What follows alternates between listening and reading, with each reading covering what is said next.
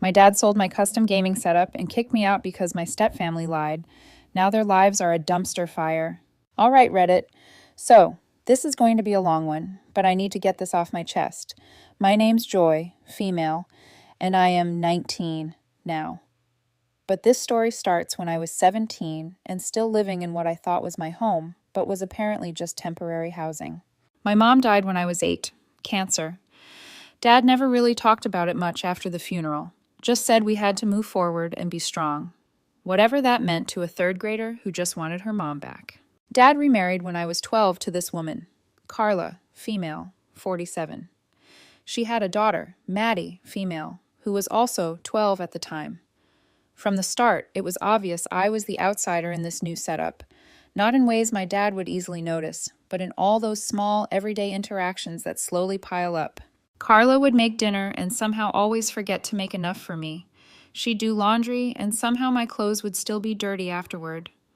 Or they'd come out with mysterious stains that weren't there before. When I'd mention it to Dad, she'd act all innocent like, "Oh my goodness, I'm so sorry. I must have grabbed the wrong detergent." Maddie was a piece of work from the beginning. Typical spoiled princess type who'd learned that tears and drama got her whatever she wanted. She'd break something, blame me, and somehow I'd be the one getting lectured about taking responsibility. The worst part was how Dad handled it all. Anytime there was conflict between Maddie and me, his default was to assume I was the problem. "Joy, you're older. You should know better. Joy, she's adjusting to having a big sister. Joy, you need to be patient with her." The truth was, Dad was completely whipped by Carla. She had him wrapped around her finger so tight that he'd agree with whatever she said just to keep the peace. It didn't matter if I was right or wrong. If Carla and Maddie wanted me to be the bad guy, that's what I'd be. Dad would nod along and enforce whatever punishment they suggested, because standing up to his new wife was apparently scarier than throwing his own daughter under the bus. Meanwhile, Carla would stand behind him, nodding along, playing the concerned stepmom act, while throwing me these looks that made it clear she thought I was nothing but trouble. By the time I hit high school, I'd basically given up trying to be part of their family unit. I spent most of my time in my room gaming, doing my own thing. I'd built up this sick setup over the years: PS5, custom gaming PC I'd assembled myself, dual monitors, mechanical keyboard, the works. All bought with money from my part-time job at GameStop and birthday cash from my Uncle Mark. Gaming wasn't just a hobby for me. It was my escape. I was actually pretty good too. Ranked in the top 500 in Apex Legends, had a decent following on Twitch, made some money from tournaments. While Carla and Maddie were downstairs playing Happy Family, I was upstairs building something that was actually mine. My friends at school thought I had it made. Sweet gaming setup, no parents breathing down my neck about homework, since they didn't care anyway. Basically free reign to do whatever. They didn't see the dinner table conversations where I might as well have been invisible, or how Carla would wait until Dad left for work to make her little comments about freeloaders who don't contribute to the household. Dad would occasionally make comments about me spending too much time on those games, but he never bothered to actually understand what I was doing, never asked about the competitions I won, never cared that I was making actual money streaming, never noticed that gaming was teaching me about technology, strategy, teamwork. The house dynamic was pretty clear. Maddie was the princess who could do no wrong. Carla was the protective mother figure. Dad was the provider who worked all the time, and I was the burden they all had to tolerate. Whenever family, friends, or relatives would visit, it was like watching a performance. Carla would suddenly be super sweet to me. Maddie would act like we were best buddies, and Dad would put on this proud father act. The second people left, it was back to the usual coldness. I started spending more time at my Uncle Mark's place on weekends. He was my mom's brother, and he actually got me. He'd ask about my games, was impressed when I showed him my streaming setup, treated me like I mattered. He was the only adult in my life who seemed to remember I existed. Mark would always tell me I had a place at his house if things got too rough, but I kept thinking things would get better eventually, that maybe when I graduated, went to college, proved myself somehow, I'd finally earn a real spot in my dad's new family. Looking back, I should have seen what was coming. The way Carla would whisper to Maddie when they thought I wasn't listening, how they'd stop talking whenever I walked into a room, the little smirks they'd exchange when Dad would lecture me about something. They weren't just tolerating me, they were actively plotting to get rid of me, and I was too focused on my own life to realize I was living in enemy territory. So, fast forward to last spring, about 2 months before graduation. I'm 17, working part-time, keeping my grades up, basically staying out of everyone's way, and focusing on my own goals. I'd been saving money for college, about $8,000, in an account that Dad had helped me set up when I was younger. Between my GameStop job, tournament winnings, and streaming revenue, I'd been steadily building up funds for tuition and a decent gaming setup for my dorm room. My daily routine was pretty simple: school, work, home, gaming, sleep. I'd gotten accepted to a few colleges and was planning to major in computer science. Dad seemed proud when the acceptance letters came in, which was about as close to parental approval as I ever got. Then came the day that nuked my entire life. I was upstairs in my room in the middle of a ranked match when I heard this commotion downstairs. Maddie was crying. Not unusual. She cried about everything from broken nails to homework assignments. But this was different, more dramatic. Through my headset, I could hear Dad's voice getting louder. Carla making those sympathetic mom noises she did whenever Maddie needed backup. I finished my match and took off my headphones just as Dad's footsteps started pounding up the stairs. He burst into my room without knocking, something that always pissed me off, but I'd learned not to complain about. His face was red, that vein in his forehead bulging the way it did when he was about to lose it completely.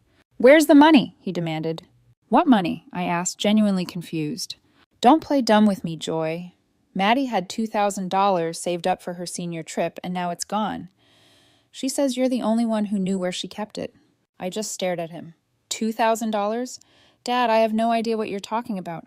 I didn't even know Maddie had that much money saved up. She kept it in her room in that jewelry box Grandma gave her. The same room that shares a wall with yours. The same room you walk past every day. The way he was looking at me, like I was already guilty, like my explanation was just some pathetic attempt to cover my tracks, it hit me that he'd already made up his mind before even coming upstairs. "Dad, I swear on Mom's grave, I didn't take any money from Maddie. I wouldn't even go in her room. You can check my bank account, check my wallet, whatever you want." "Your bank account?" He laughed, but not in a funny way. "You think I'm stupid? You think if you stole cash, you'd deposit it in your own account?" That's when I realized this wasn't a conversation or an investigation. This was an execution. Can I at least talk to Maddie? Ask her exactly when she noticed the money was missing? If she told anyone else about it? "You stay away from your sister," he snapped. "She's been through enough today without having to deal with you trying to manipulate her." Sister? That word always stung when he used it to describe Maddie while talking to me like I was some outsider. I tried explaining that I'd been at work during most of the time periods when the money could have gone missing, that my coworkers could verify my schedule, that I had my own money and no reason to steal from anyone. None of it mattered. Dad had made his choice, and I could see Carla standing in the doorway behind him with this satisfied look on her face, like she was watching her favorite movie. "Pack your gaming stuff," Dad said. "All of it. I'm selling it tomorrow." "What? Dad, no, you can't do that. I paid for that equipment with my own money. I have receipts for everything." "Money you earned while living in my house, eating my food, using my electricity. Money that apparently wasn't enough for you, so you had to steal from your sister." I felt like I was in some nightmare where everyone was speaking a different language. Nothing I said was getting through to him. "Dad, please, just listen to me for 1 second. I didn't steal anything. You know me. You raised me. When have I ever stolen anything from anyone?" But as soon as I said it, I realized the problem. He didn't know me. He'd been so busy building his new family with Carla and Maddie that he'd never bothered to actually know who I was. To him, I was just this obligation left over from his first life, someone he had to house and feed until I turned 18, but not someone he actually understood or trusted. The look in his eyes made it clear that, in his mind, I'd already been tried and convicted. Now he was just carrying out the sentence. The next morning, I woke up to the sound of strangers. Dad had posted my entire gaming setup on Facebook Marketplace at like 6 a.m. By the time I got downstairs for breakfast, people were already showing up to look at my stuff. My custom PC that I'd spent months researching and building, gone to some college kid for half what the components cost. My PS5 that I'd waited in line for 4 hours to get on launch day, sold to a dad buying it for his son's birthday. My dual monitor setup, my mechanical keyboard, my gaming chair, my headset, all of it scattered to random strangers who had no idea what those things meant to me. I stood in my doorway watching people carry away pieces of my life while Dad counted cash like he was running a garage sale. Every time I tried to say something, he'd give me this look that said, "Don't even think about it." The worst part was losing my streaming equipment. I'd been building a decent following on Twitch, had some sponsors interested in partnerships, was making enough money to actually help with college expenses. All of that vanished in one morning because of something I didn't even do. By noon, my room was empty except for my bed, desk, and clothes. 5 years of building something that was mine, something I was proud of, something that gave me purpose, all gone in 4 hours. One buyer, this middle-aged dude picking up my monitors, actually asked if I was sure I wanted to sell them because they looked barely used. Dad jumped in before I could answer, saying I was moving away for college and downsizing. The guy nodded and handed over the cash, but he kept looking at me like something wasn't right about the whole situation. I tried one more time to reason with Dad after the last buyer left. "Dad, can we please just talk about this? I know you're angry, but I'm telling you the truth. I didn't take Maddie's money. This whole thing is a huge mistake." He was counting the cash from the sales, making neat piles of 20s and 50s on the kitchen counter. "The only mistake," he said without looking up, "was me thinking I could trust you. Your mom would be ashamed of what you've become." That line hit me like a physical punch. Using my dead mother to guilt-trip me over something I didn't do. That was a new low, even for him. "Don't you dare bring Mom into this," I said. And for the first time in my life, I didn't back down from confronting him. "Mom would be ashamed of how you've treated me since she died, how you replaced me with Carla's family and made me feel like a stranger in my own house." Dad's face went dark. "Your house? This isn't your house, Joy. This is my house, where you've been allowed to live out of the goodness of my heart. And apparently that was a mistake, too." "Allowed to live? I'm your daughter." "You're a thief," he said flatly, "and thieves don't get to make demands." That afternoon, I was sitting in my empty room trying to process what had just happened when Dad appeared in my doorway again. "We need to talk about college," he said. For a second, I thought maybe he was going to help me figure out how to replace my gaming equipment, or at least acknowledge that selling everything I owned was an extreme reaction. "I've been thinking about your college fund," he continued. "That money was meant to give you a good start in life, to help you become a responsible adult. But after what happened yesterday, I don't think you've earned that investment." My stomach dropped. "What are you saying?" "I'm saying that $8,000 is going to pay for Maddie's senior trip and some of the other expenses you've caused this family. Thieves don't deserve college funds." I couldn't believe what I was hearing. "Dad, that's my money. I saved most of it myself. You can't just take it. It's in a joint account with my name on it. I can do whatever I want with it, and what I want is for you to learn that actions have consequences." He wasn't lying. It was a joint account he'd opened in both our names when I was a kid. So technically, he could take every penny and the bank wouldn't care. I just never thought he'd actually do it. What actions? I didn't do anything. But he was already walking away. Over his shoulder, he said, "You have until Sunday to find somewhere else to live. I won't have a thief in my house anymore." That was it. 17 years of being his daughter, reduced to a 3-day eviction notice. I called Uncle Mark that night, barely holding it together long enough to explain what had happened. He didn't ask a lot of questions, just said, "Pack whatever you can fit in my truck. I'll be there in 2 hours." When Mark showed up, Dad was waiting in the driveway like he was expecting some kind of confrontation. But Mark just helped me load my clothes and the few personal things I had left, then handed Dad a piece of paper. "My address and phone number," Mark said quietly, "in case you ever come to your senses and want to apologize to your daughter." Dad crumpled up the paper without looking at it. "She's not my daughter anymore." Mark got in his truck, looked at Dad through the driver's side window, and said something I'll never forget. "No, you're just not her father anymore." As we drove away, I looked back at the house where I'd lived for 9 years, but was never really home. Carla and Maddie were watching from the living room window, and I swear I could see them smiling. I was 17 years old with $50 in my wallet, a garbage bag full of clothes, and absolutely no idea what was supposed to happen next. Uncle Mark's place was like landing on a different planet. He lived in this small house about an hour away from my dad's suburb, older neighborhood. Mark's pride and joy was a 1990 Camaro he'd been almost finished restoring for the past 5 years. Mark didn't make a big production about me showing up with my entire life in a trash bag. He just looked at the bag, looked at me, and said, "Well, this is either the world's saddest laundry day or your dad finally lost his mind completely." Then he helped me carry my stuff upstairs to what used to be his home office, shoved a pile of car magazines off the futon, and said, "Welcome to Casa de Mark. Try not to judge the decorating." I fired my interior designer for having opinions. That first night, we ordered pizza from this place that apparently knew Mark's order by heart because he just called and said, "It's Mark, send the usual," and hung up. While we waited, he asked me to walk him through what had happened. "So, let me get this straight," he said when I finished.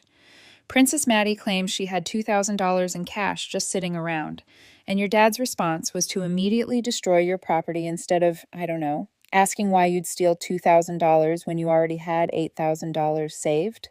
I guess he didn't think about it that way." "Your dad wouldn't think if his brain came with an instruction manual," Mark said, opening a soda. "Want one? You're 17, so no drinks for you yet, but I've got Coke that'll rot your teeth just as effectively." The pizza place knew what they were doing. Extra cheese, pepperoni, and this garlic sauce that was probably illegal in most states. We sat on Mark's beat-up couch watching some action movie from the 90s, and for the first time in months, I felt like I could actually breathe. "You know what we're going to do tomorrow?" Mark said during the movie. "We're going to fix your life, not because I'm some hero or anything, but because your dad's an idiot, and someone needs to prove that adults can actually be useful." The next morning, Mark was already dressed and drinking coffee when I came downstairs. "All right, kiddo. We're going to fix your life today. Well, start fixing it. Rome wasn't built in a day, but they were using primitive tools. We've got the internet." He spent the entire day driving me around handling practical stuff that I didn't even know needed handling. First stop, the electronics store where he knew the manager from high school. "This is my niece, Joy," Mark told the guy. "She's temporarily between gaming setups due to circumstances involving family stupidity. You hiring?" I got the job on the spot, mostly because Mark vouched for me, but also because I could actually answer technical questions about the products they sold. Next stop, the financial aid office at the community college. Mark had called ahead and somehow gotten us an appointment with a counselor who specialized in complicated family situations. "So, your dad kicked you out and took your college money," the counselor said, flipping through my paperwork. "That's definitely complicated, but not uncommon. We can do what's called a dependency override, basically treat you as independent for financial aid if you can show proof, like the eviction, bank records, that kind of thing. It'll actually open up more aid options for you." I didn't even know that was a thing. But Mark just nodded like he'd known all along. "See," he said, "sometimes having a terrible father is financially advantageous. It's like a scholarship for family dysfunction." By the end of the week, Mark had co-signed on a basic laptop for me. "It's not a gaming rig, but it'll run Excel and disappointment," he joked. He helped me set up a new bank account at a credit union where his buddy from work was a loan officer and somehow acquired a used Xbox and monitor from a guy who owed him a favor. "What kind of favor?" I asked.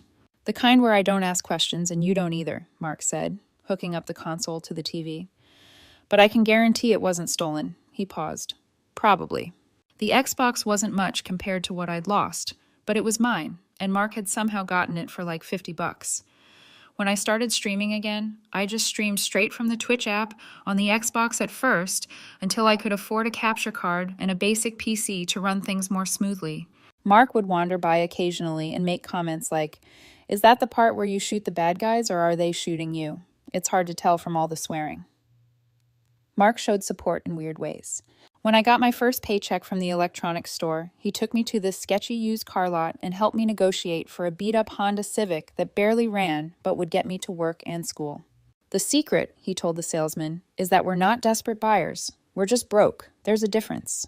Somehow, we walked away with a car for $2,200 that was listed at $20,500. The salesman looked confused, but Mark just handed him cash and said, "Pleasure doing business with someone who appreciates honesty." When I got accepted to State University, Mark's celebration was buying a case of soda and a bag of chips, then sitting on the back porch explaining why my dad was an idiot. "See, your father thinks love is about control," he said, opening his third Coke. "Your mom, God rest her soul, knew better. Love is about showing up. I show up, you show up, we eat terrible food and complain about life. That's family." He'd never say anything sentimental, but he'd do stuff like mysteriously know exactly when my streaming setup needed an upgrade, and have a friend getting rid of equipment who happened to sell things for exactly what I could afford. The best example was when I started getting stressed about college applications and whether I could afford everything. Instead of giving me a pep talk, Mark just left a printout on my desk of every scholarship I was eligible for, already filled out except for my signature, with a note that said, Sign these or I'm replacing your Xbox with a toaster. By the end of summer, I had a functional gaming setup, a reliable car, a job, a college acceptance, and more practical life skills than I'd learned in 17 years of living with Dad. Not because Mark sat me down for heart-to-heart conversations, but because he just quietly handled stuff that needed handling. You know, he said one day while we were working on the Camaro, your dad always thought being a parent meant being in charge. But really, it just means being useful when someone needs you to be useful. Then he handed me a wrench and said, now help me fix this piece of Detroit garbage so we can pretend it's a real car. College started in the fall, and honestly, it was the fresh start I didn't know I needed. I was majoring in computer science at the State University, living in the dorms during the week, and coming back to Mark's on weekends. The independence felt incredible after years of walking on eggshells around Dad's house. My roommate, Tyler, was this chill dude from Oregon who was also into gaming. When he found out about my streaming background, he helped me optimize my setup and even appeared on some of my streams. Having someone who actually supported what I was doing, instead of treating it like a waste of time, made a huge difference. The coursework was challenging, but in a good way. Programming, algorithms, database design, all stuff that connected to what I'd been teaching myself through gaming and streaming. Turns out all those hours spent modding games and troubleshooting streaming software had actually been preparing me for real career skills. My professors actually seemed impressed when I could troubleshoot coding problems that stumped other students. Years of debugging game modifications and fixing streaming software crashes had given me problem-solving skills that transferred perfectly to computer science coursework. I was still working part-time at the electronics store, and between that job and slowly rebuilding my streaming audience, I was managing to cover most of my expenses. It wasn't easy, but it felt good to be supporting myself without having to depend on anyone who might hold it over my head later. I started dating this guy, Jack, from my database design class. He was smart, funny, and actually interested in hearing about my streaming and gaming projects. When I told him about losing my original setup and having to rebuild everything, he was impressed that I'd managed to start over instead of giving up. That takes real determination, he said. Most people would have just quit. Having someone see my situation as a strength instead of a sob story was incredibly validating. My streaming was picking up momentum too. I'd focused on variety gaming with an emphasis on helping viewers learn about hardware and software optimization. The broke college student builds gaming setup from nothing angle resonated with a lot of people, and I started getting sponsorship offers again. Nothing huge, but enough to upgrade my equipment gradually and maybe save a little money for after graduation. The weird thing was, I realized I didn't miss my old life as much as I thought I would. Yeah, losing my original gaming setup sucked, and starting college with loans instead of savings was stressful, but I was happier than I'd been in years. I didn't hear from Dad at all during my first semester. No calls, no texts, no acknowledgement of my birthday or holidays.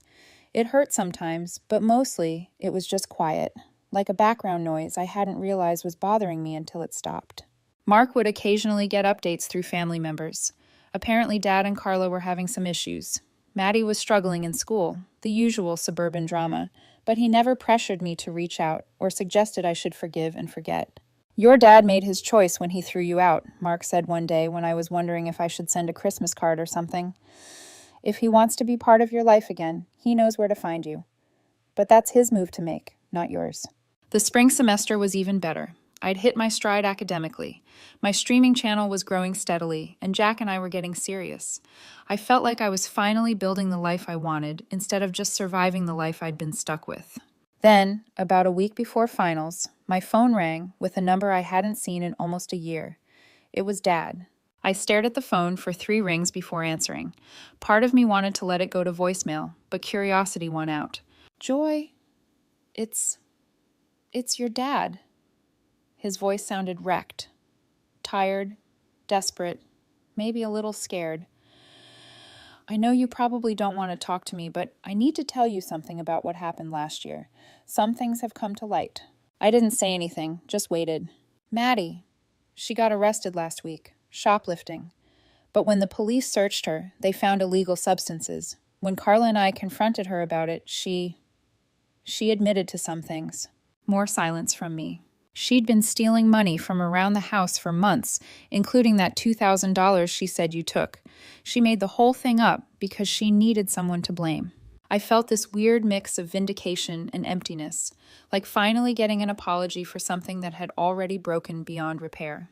I know I screwed up, Joy. I should have believed you. I should have investigated before I destroyed your things. I want to make this right. Make it right how? I asked, my voice flat. Come home. I'll replace all your gaming equipment. Better stuff than you had before. We can put this behind us and be a family again. A family? I almost laughed. Dad, you kicked me out. You called me a thief. You sold my stuff and stole my college money. And now that you know the truth, you want to just reset everything? I made a mistake. You made a choice. You chose to believe Carla and Maddie instead of me. You chose to destroy my property instead of finding out the truth. You chose to throw me away instead of fighting for me. I could hear him breathing on the other end. My life got better after you kicked me out, I continued.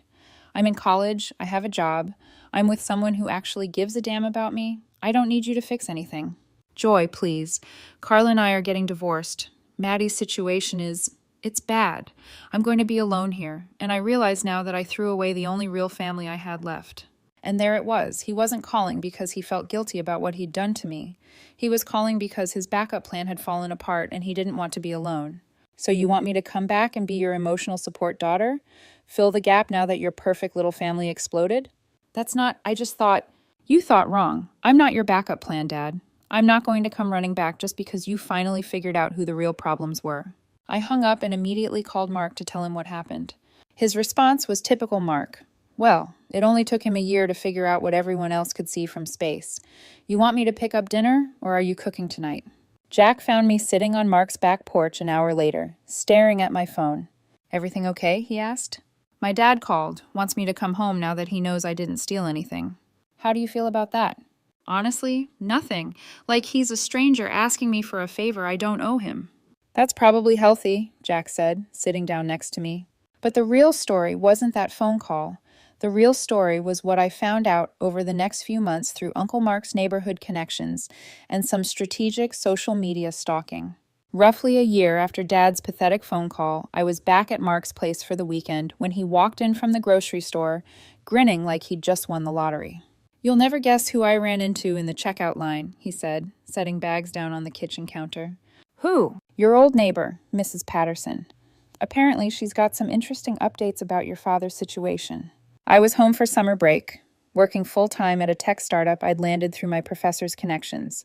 Between that job and my streaming channel hitting 25,000 followers and a few hundred paid subs, I was actually making decent money for a college student. Let me guess, I said. The divorce is getting messy? Oh, it's way better than that. Mark started unpacking groceries, clearly enjoying having gossip to share. Apparently, Carla didn't just cheat with her personal trainer. She'd been running a full operation. Your dad's business partner, the neighbor, probably half the subdivision at this point. Damn! Gets better. When your dad found out about the business partner, it nuked his accounting firm. Turns out clients don't like their financial advisor having drama with the guy handling their books. He's basically broke now. Mark pulled out his phone and showed me a Facebook post from someone in Dad's old neighborhood. It was a photo of a moving truck outside Dad's house with the caption, "End of an era." Carla got half of everything in the divorce, Mark continued, which wasn't much after the business collapsed. But here's the really good part. Maddie's situation got way worse. According to Mrs. Patterson, Maddie's drug problem had escalated to full-blown addiction. She'd been caught forging checks, stealing from neighbors, and had racked up serious debt with dealers who weren't patient about collection. She's in state prison now, Mark said. 3-year sentence for the check fraud and burglary charges. But that wasn't even the worst part. He showed me another screenshot. Apparently, someone had leaked a video of Maddie doing unspeakable things for drug money. The video had gone viral in their old school district. The internet is forever, Mark said with grim satisfaction. Every future employer, every potential relationship, every person who Googles her name is going to find that video. Carla had apparently burned through her divorce settlement trying to pay lawyers and get the video removed. When that failed and the money ran out, she tried to get Dad to help with legal fees. He told her to handle it herself. So where's Dad now? I asked. Studio apartment above a laundromat. Lost the house, lost the business, lost his retirement accounts. Mrs. Patterson says he looks like he aged 10 years in 6 months. The funny thing was, none of this felt like justice or revenge to me. It just felt like watching strangers deal with consequences they'd created for themselves. These weren't my people anymore. Justice served cold, I said. Sometimes the universe handles things better than we ever could, Mark replied. 6 months later, I got one more phone call from Dad. This time, I let it go to voicemail. The message was short and desperate. Joy, I know you don't want to talk to me, but I'm in real trouble here. The apartment got broken into, my car's been repossessed, and I'm filing for bankruptcy. I don't know what I'm supposed to do. I deleted the voicemail without responding. Jack and I got engaged that fall, not because we were in a hurry, but because we'd both realized we'd found something worth building a life around. When I told Mark, he got genuinely emotional. Your mom would be so proud of you, he said, not just for finding Jack, but for becoming the kind of woman who deserves someone like him. We're planning a small wedding after graduation. Mark's going to be my best man. Well, best person, since he's the closest thing to a real father I've ever had. Sometimes people ask if I'm going to invite my dad. The answer is no. Not because I'm still angry, but because he's not part of my life anymore. Through the gossip network, I learned Dad's bankruptcy didn't wipe out certain debts, stuff like back taxes or court judgments. So creditors were still garnishing his wages from whatever minimum wage job he'd managed to find. Maddie got out of prison last month, but was back in within 2 weeks on a parole violation. Carla's call center job barely covered rent on her studio apartment, and her reputation in their old social circle was completely destroyed. None of them had anywhere to run. Their suburban social media presence had become a cautionary tale about families that implode spectacularly. People they'd tried to impress for years were now sharing screenshots of their legal troubles and personal drama like entertainment. The best part was that I had absolutely nothing to do with their destruction. I didn't orchestrate their downfall, didn't get revenge, didn't even gloat about it publicly.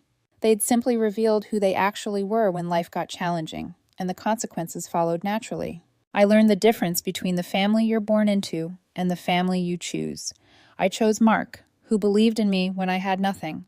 I chose Jack, who loves me for who I am instead of who he thinks I should be. I chose friends who support my goals instead of tearing me down. Dad chose Carla and Maddie. He chose to prioritize their comfort over my well-being. He chose to throw me away rather than fight for me. Now he gets to live with those choices, just like I get to live with mine.